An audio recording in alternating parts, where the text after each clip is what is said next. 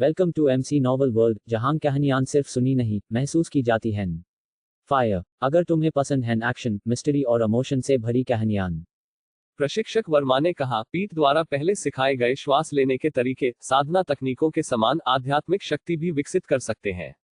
हालांकि वे काफी प्राथमिक हैं और केवल तीसरे चरण के शक्ति संचय से पहले के साधकों के लिए उपयुक्त है। तीसरे चरण तक पहुंचने के बाद आपको सीखने के लिए एक सच्ची साधना तकनीक चुननी होगी। बेशक कोई श्वास विधि का उपयोग जारी रख सकता है, लेकिन साधना बहुत धीमी होगी। यह बाहरी द्वार के शिष्यों के अभ्यास के लिए पीठ द्वारा प्रदान की गई साधना तकनीक की सूची है। सूची में तकनीकों के नाम, संगत आध्यात्मिक जड़ें, आवश्यक शक्ति रत्न, स्पिरिट स्टोन, बाधाओं को तोड़ने के लिए आवश्यक आध्यात्मिक वस्तुएं, साथ ही तकनीकों के प्रभाव भी दिए गए हैं। पहले इसे स्वयं देखें। प्रशिक्षक वर्मा ने सूचियां वितरित की और आकाश सहित प्रत्येक शिष्य को एक प्रति मिली। सूची पतली थी, जिसमें केवल लगभग दर्जन भर पृष्ठ थे, लेकिन इसमें दर्जनों साधना तकनीकों और संबंधित मामलों का घना विवरण था। यदि आपको कोई संदेह है तो आप मुझसे पूछ सकते हैं, प्रशिक्षक वर्मा ने कहा।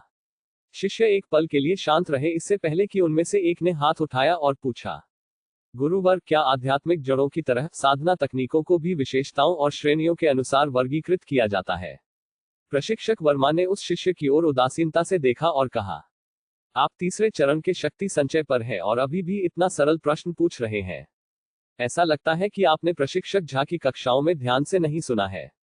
वापस जाओ और साधना का प्रारंभिक ज्ञान की एक प्रतिलिपि बनाओ और 3 दिनों में मेरे पास लाओ। बिजली के झटके से शिष्य एक पल के लिए हक्का बक्का रह गया, फिर उसने सिर झुकाकर खेद से कहा, जी। वह लापरवाह हो गया था, भूल गया था कि यह प्रशिक्षक झा नहीं पढ़ा रहे थे, और उसने जो भी मन में आया था बोल दिया था। प्रशिक्षक वर्मा ने समूह का सर्वेक्षण किया और सच्चे दिल से बोले, प्रशिक्षक झा बुजुर्ग हैं और उनका स्वभाव अच्छा है। वह आपको ज्यादा अनुशासित नहीं करते हैं और आप शायद उनकी कक्षाओं में ध्यान नहीं देते होंगे। लेकिन एक साधना तकनीक का चयन एक महत्वपूर्ण मामला है। मैं आपको इसे फिर से समझाऊंगा। ध्यान से सुनो और इसे नीरस मत समझना। शिष्य तुरंत सीधे होकर बैठ गए। एक साधक की आध्यात्मिक जड़ को विशेषता और श्रेणी के आधार पर विभाजित किया जाता है, और साधना तकनीकें भी ऐसी ही होती हैं।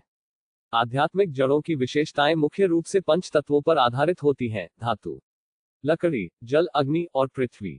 कुछ जड़ें एक ही तत्व से संबंधित होती हैं, कुछ मिश्रित होती हैं, और कुछ दुर्लभ होती हैं जिनमें सभी 5 तत्व होते हैं, जिन्हें लघु पंचतत्व और वृहद पंचतत्व के रूप में जाना जाता है। इनके अलावा पंच तत्वों के असामान्य बदलावों से उभरी विशेष आध्यात्मिक जड़ें भी होती हैं, जैसे बर्फ, गड़गड़ाहट, वायु और यिन यांग आध्यात्मिक जड़ें। ये जड़ें काफी दुर्लभ हैं और आमतौर पर मुश्किल से मिलती हैं। इसके अतिरिक्त आध्यात्मिक जड़ों को उनकी गुणवत्ता के आधार पर 9 श्रेणियों में विभाजित किया जाता है, जो सबसे निचले स्तर से शुरू होती हैं: निम्न, निम्न, निम्न, मध्य, निम्न, उच्च, मध्य, निम्न, उच्च, उच्च श्रेणी तक। प्रत्येक श्रेणी एक महत्वपूर्ण अंतर को दर्शाती है। आध्यात्मिक जड़ की श्रेणी जितनी अधिक होगी, साधना के लिए प्राकृतिक प्रतिभा उतनी ही बेहतर होगी, और आंतरिक शक्ति सागर में धारण की जा सकने वाली आध्यात्मिक शक्ति की सीमा उतनी ही अधिक होगी। साधना तकनीकों का वर्गीकरण भी विशेषताओं के अनुसार विभाजित होता है, साथ ही 9 श्रेणियों के अनुसार भी, जो मूल रूप से आध्यात्मिक जड़ों के साथ संरेखित होती हैं।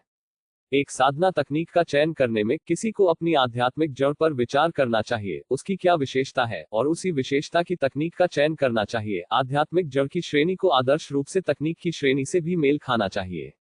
आध्यात्मिक जड़ की विशेषता साधक की आध्यात्मिक शक्ति के लक्षण को निर्धारित करती है। विशेषता जितनी दुर्लभ होगी, साधक की आध्यात्मिक शक्ति उतनी ही विशेष होगी। आध्यात्मिक जड़ की श्रेणी साधना के लिए साधक की प्राकृतिक प्रतिभा को निर्धारित करती है।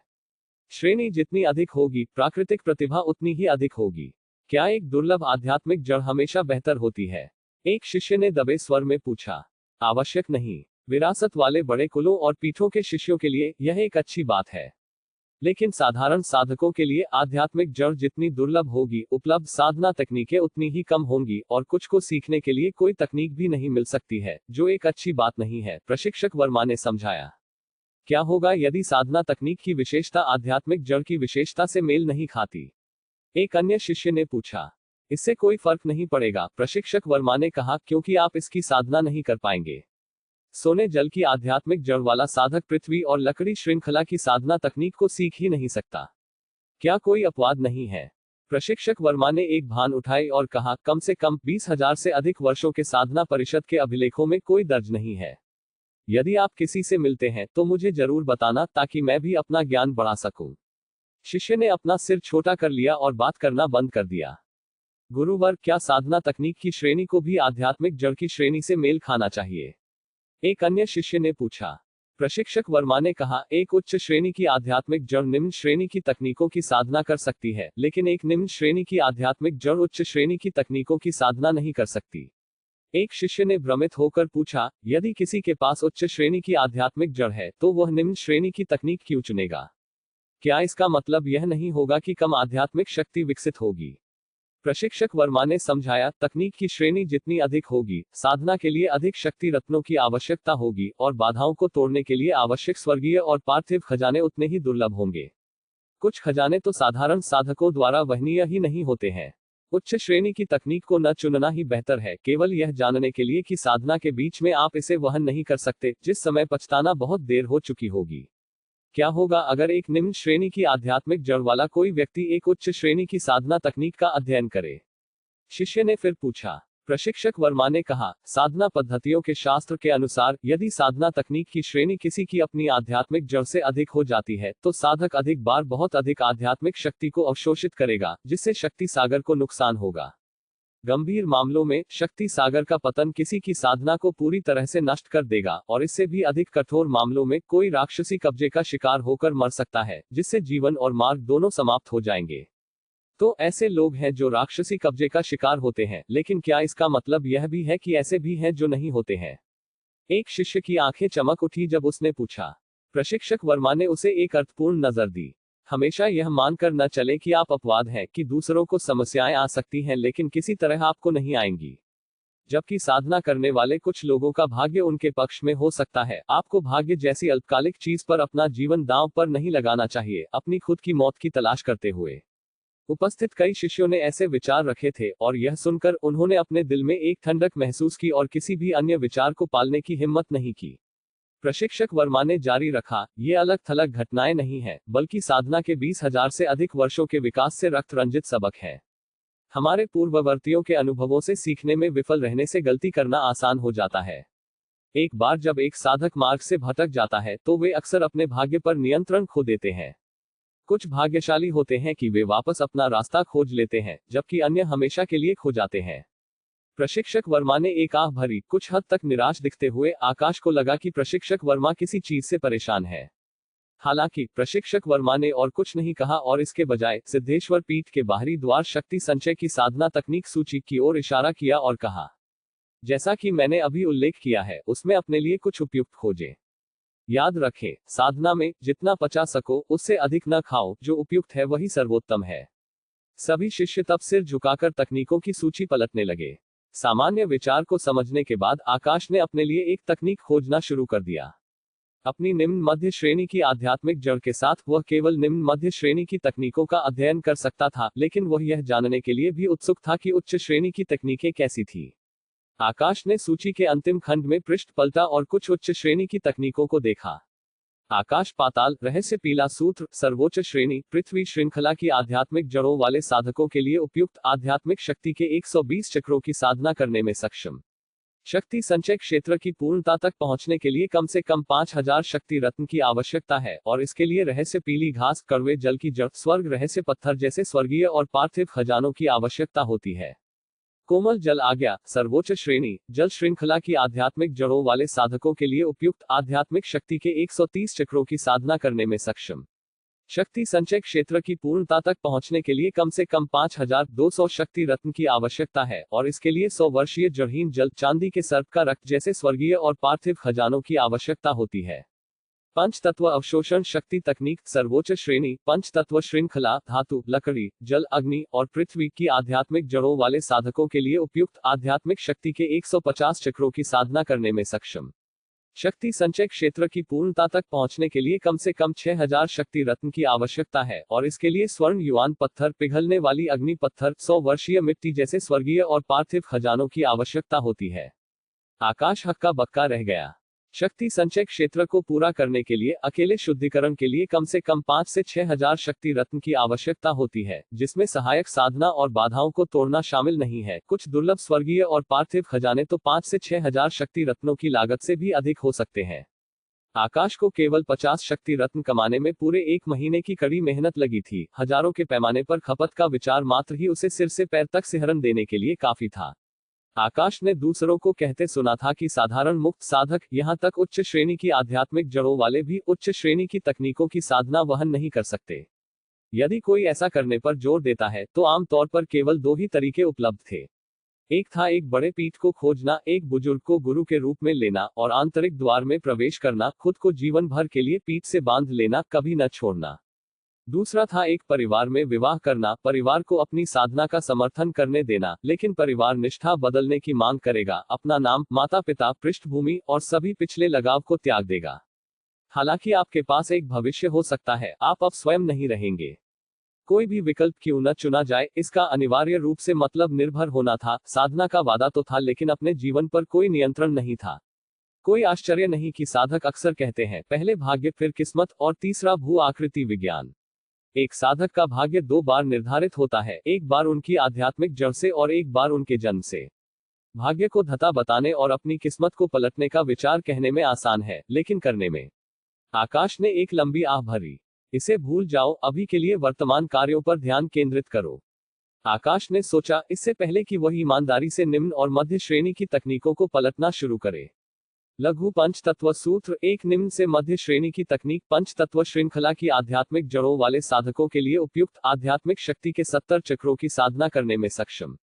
शक्ति संचय क्षेत्र की पूर्णता तक पहुंचने के लिए शुद्धिकरण के लिए कम से कम 1000 शक्ति रत्न की आवश्यकता है और 100 वर्षीय मिट्टी जैसे स्वर्गीय और पार्थिव खजानों की आवश्यकता है। बसंत वापसी तकनीक, एक निम्न से मध्य श्रेणी की तकनीक, लकड़ी श्रृंखला की आध्यात्मिक जड़ों वाले साधकों के लिए उपयुक्त, आध्यात्मिक शक्ति के 75 चक्रों की साधना करने में सक्षम। शुद्धिकरण के लिए कम से कम 1100 शक्ति रत्न की आवश्यकता है और सदाबहार लकड़ी या 10 वर्ष या उससे अधिक पुरानी सदाबहार पत्तियां जैसे स्वर्गीय और पार्थिव खजानों की आवश्यकता है। 100 ज्वाला सूत्र, एक निम्न से मध्य श्रेणी की तकनीक, अग्नि श्रृंखला की आध्यात्मिक जड़ों वाले साधकों के लिए उपयुक्त, आध्यात्मिक शक्ति के 60 चक्रों की साधना करने में सक्षम। शुद्धिकरण के लिए कम से कम 900 शक्ति रत्न की आवश्यकता है और पिघलने वाली अग्नि पत्थर जैसे स्वर्गीय और पार्थिव खजानों की आवश्यकता है। मध्य श्रेणी की निम्न स्तरीय तकनीकों की साधना के लिए आवश्यक शक्ति रत्न कम नहीं थे, लेकिन श्रेष्ठ श्रेणी की तकनीकों की तुलना में यह पहले से ही बहुत बेहतर था। हालांकि कुछ खोते हैं तो कुछ पाते हैं। निम्न से मध्य श्रेणी की तकनीकों में कम शक्ति रत्न खर्च होते थे, लेकिन कम विकसित आध्यात्मिक शक्ति भी उत्पन्न होती थी। आकाश की मध्य श्रेणी निम्न स्तरीय आध्यात्मिक जड़ों के साथ मध्य श्रेणी निम्न स्तरीय तकनीकों की साधना करते हुए उसी क्षेत्र में उसकी आध्यात्मिक शक्ति एक श्रेष्ठ श्रेणी निम्न स्तरीय आध्यात्मिक जड़ वाले साधक की तुलना में बस आधी से थोड़ी अधिक होगी। और यह केवल निम्न स्तर के लिए था। श्रेष्ठ श्रेणी की तकनीकों के मध्य और उच्च स्तर निस्संदेह और भी मोटी, अधिक मजबूत आध्यात्मिक शक्ति उत्पन्न करेंगे। कोई जितनी आगे साधना करता था, आध्यात्मिक जड़ों में अंतर के कारण आध्यात्मिक शक्ति में विसंगति उतनी ही अधिक होती जाती थी, जैसे आसमान और पाताल के बीच का अंतर। इसके अलावा आध्यात्मिक जड़ें ईश्वरीय रूप से पूर्व निर्धारित थीं और उन्हें बदला नहीं जा सकता था। वास्तव में कुछ लोग भाग्य के सितारे के नीचे पैदा होते हैं। आकाश ने सिर हिलाया, लेकिन चूंकि आध्यात्मिक जड़ों को बदला नहीं जा सकता था, इसलिए इस पर ध्यान देने का कोई फायदा नहीं था। आकाश ने मंत्र कौशल सूची का आखिरी पृष्ठ पलटा और उसे दिखी छोटी लिखावट की पंक्ति से वह पूरी तरह स्तब्ध रह गया। विरासत शुल्क, यह क्या है? आकाश ने नीचे फुटनोट पढ़ा। सिद्धेश्वर पीठ की तकनीकें क्रमिक पीठ प्रमुखों और बुजुर्गों का परिश्रम पूर्वक संकलन, समर्पित अध्ययन और सावधानी पूर्वक सुधार है, जो पूर्वजों की पीढ़ियों के प्रयासों को मूर्त रूप देती है। पीठ के शिष्यों को तकनीकों की विरासत के लिए योग्यता प्राप्त करने के लिए एक निश्चित मात्रा में शक्ति रत्नों का भुगतान करना होगा। इसमें नीचे विरासत के लिए विशिष्ट लागतों का भी विवरण दिया गया था।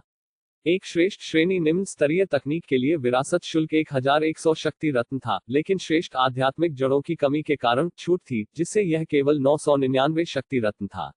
मध्य श्रेणी की तकनीकों के लिए विरासत शुल्क थोड़ा कम था और मध्य श्रेणी निम्न स्तरीय के लिए और भी कम, लेकिन यह अभी भी 200 शक्ति रत्न था। आकाश हक्का बक्का रह गया। यह विरासत शुल्क क्या है? उसने इसके बारे में पहले नहीं सुना था। पीठ अचानक शुल्क क्यों ले रही थी? यह तो जबरन वसूली थी। आकाश के पास केवल 8 शक्ति रत्न थे। उसने लाचारी से आह भरी। साधना की दुनिया बहुत वास्तविक और व्यवहारिक साबित हो रही थी। एक बार जब आप एक साधना तकनीक का चयन कर लेते हैं और विरासत शुल्क का भुगतान कर देते हैं, तो पीठ आपको तकनीक प्रदान कर देगी। तकनीक का चयन महत्वपूर्ण है, इसलिए निर्णय लेने से पहले अपने माता पिता और बुजुर्गों से परामर्श करना सबसे अच्छा है। उच्च तकनीकों के लिए अतिरेक न करें, नहीं दूरदर्शिता की कमी के कारण साधना में अपने भविष्य को चूकें। प्रशिक्षक वर्मा ने अपनी बात समाप्त की और चले गए, जाहिर तौर पर ऐसे मामलों को संभालने के लिए अनिच्छुक थे। प्रशिक्षक वर्मा के जाने के बाद शिष्य छोटे समूहों में उत्साहपूर्वक बातचीत करने लगे, कुछ खुशी के चेहरों के साथ, अन्य परेशानी में माथे सिकोड़ते हुए, और कमरा अचानक शोर से भर गया। यह विरासत शुल्क क्या है? मैंने इसके बारे में पहले कभी नहीं सुना।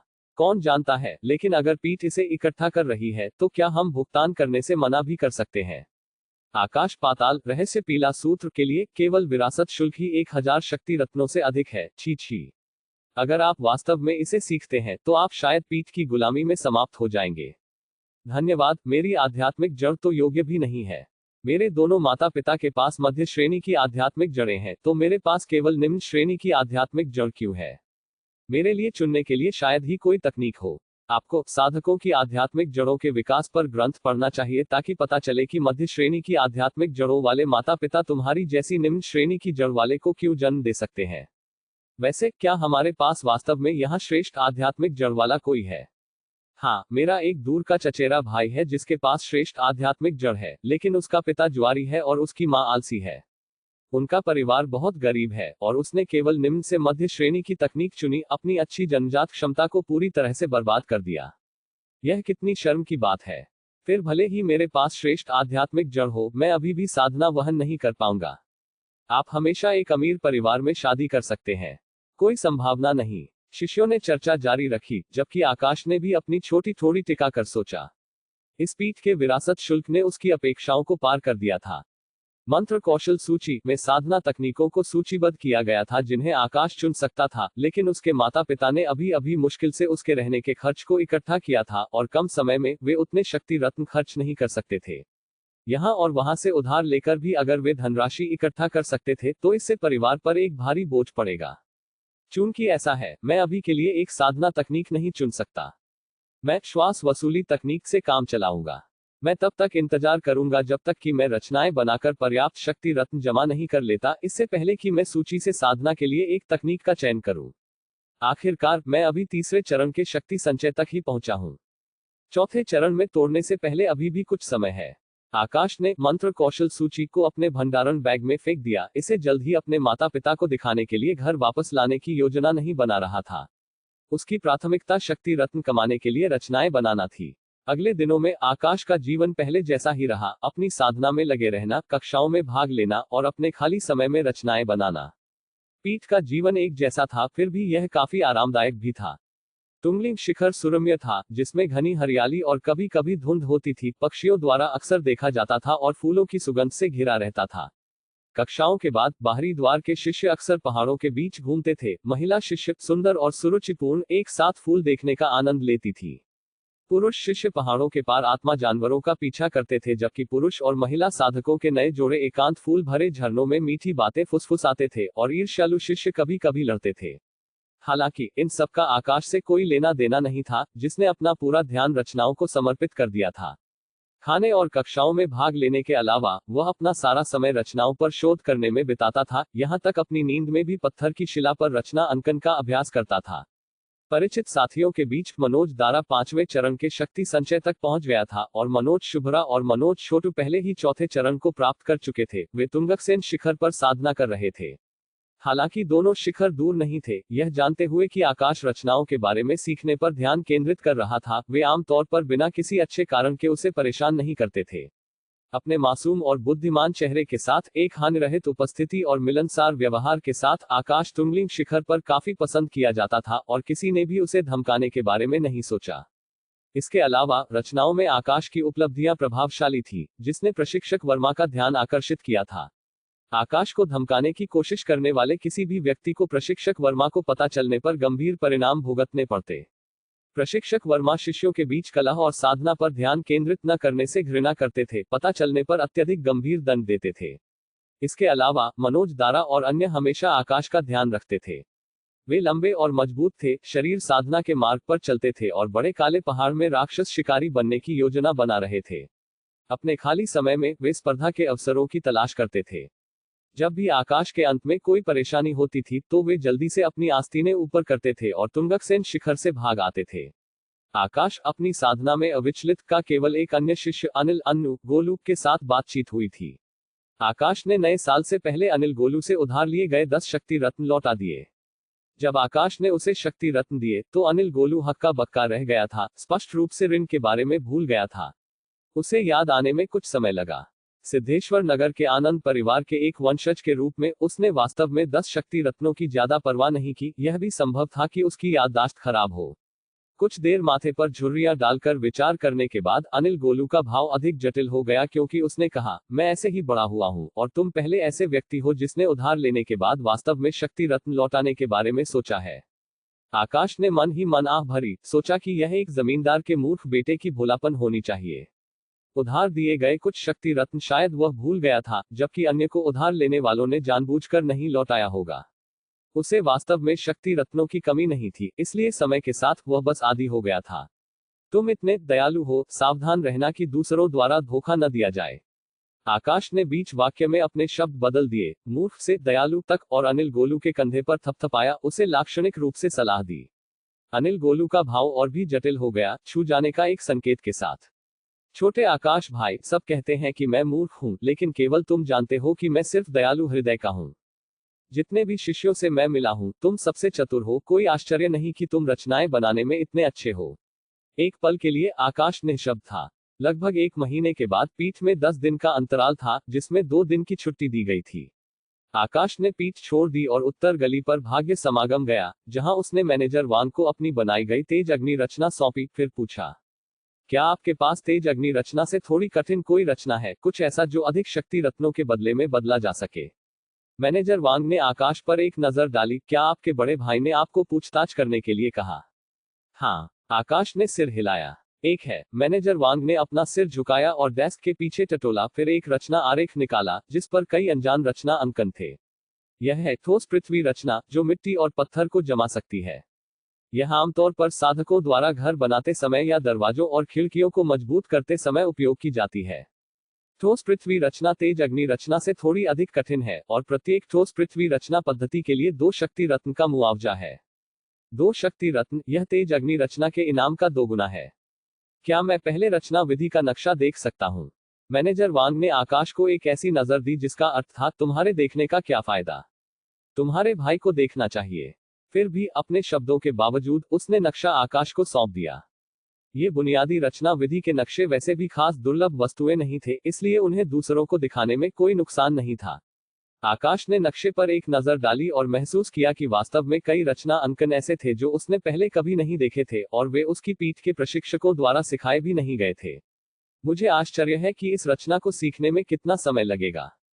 पीठ से तकनीकों को विरासत में लेने के लिए शुल्क बहुत महंगा था। तेज अग्नि रचना से कमाकर उनके लिए बचत करने में बहुत लंबा समय लगेगा।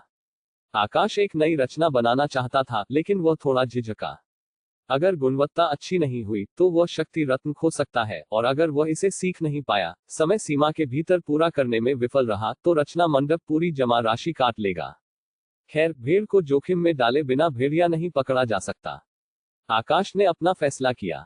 भले ही वह समय सीमा के भीतर इसे सीख न पाए और पूरे 20 शक्ति रत्न काट लिए जाएं, वह बस तेज अग्नि रचना बनाकर कमाई पर वापस जा सकता था। एक रचना विशेषज्ञ बनने के लिए उसे इससे कहीं अधिक कठिन रचनाएं बनानी होंगी। आखिरकार वह अपना पूरा जीवन सिर्फ तेज अग्नि रचना बनाने में नहीं बिता सकता था।